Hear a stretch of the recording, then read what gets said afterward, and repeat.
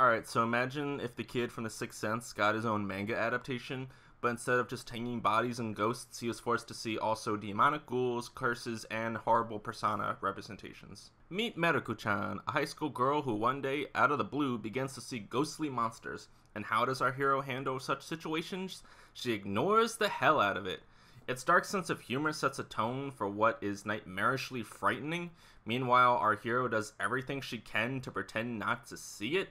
I couldn't. I would never have the inner strength this girl has. Could you? How does she sleep at night?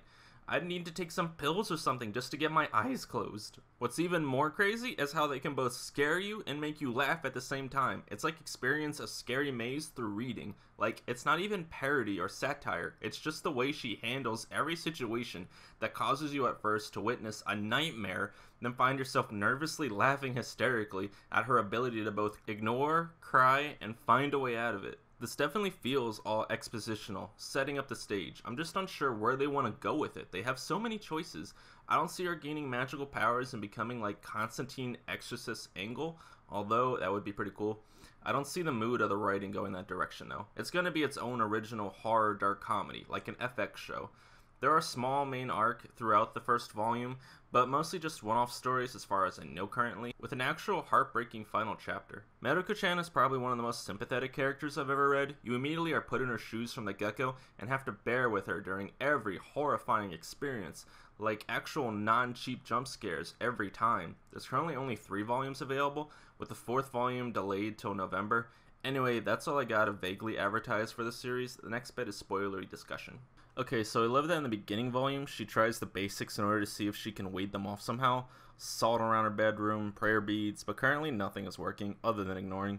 Although perfume seems to work for one nurse, I love how it's not just ghosts of the dead too, but also people's inner spirits, such as the couple. I also love the fact that they pointed out that Mieruko-Chan's apparently a pro wrestling fan. Her best friend is both the worst friend for a hard genre, while also the best friend to comfort her with her new issues. Like, she's just being a bubbly person who happens to attract ghouls of all nature around her, and constantly gets Mieruko into thriller situations that no one else sees. My favorite chapters are the later ones. Mieruko's brother being concerned and spying on her, always getting the wrong impressions is pretty funny.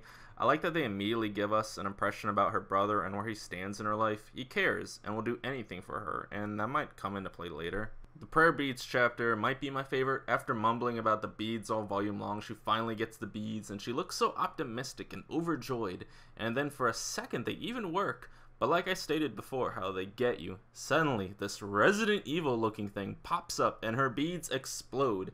And then through her tears, she has to walk through this thing. And of course, her best friend dropped a bunny and she has to walk past it again. And then we're introduced to this old shaman woman who clearly is good at what she does, but she's tired and cheap about it, and her son wants her to return to the country.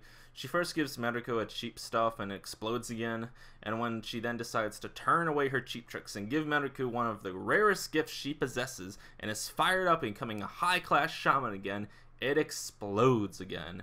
Was such a hit that the grandma literally packs up her bags and moves back home.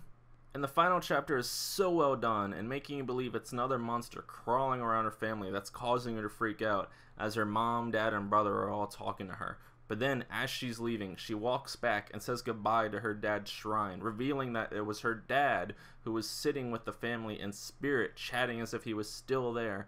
And you see the tears in her eyes.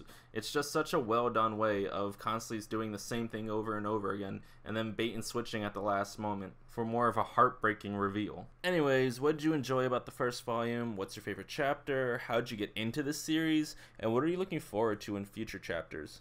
That's all for today, so thanks for watching, and go read a book.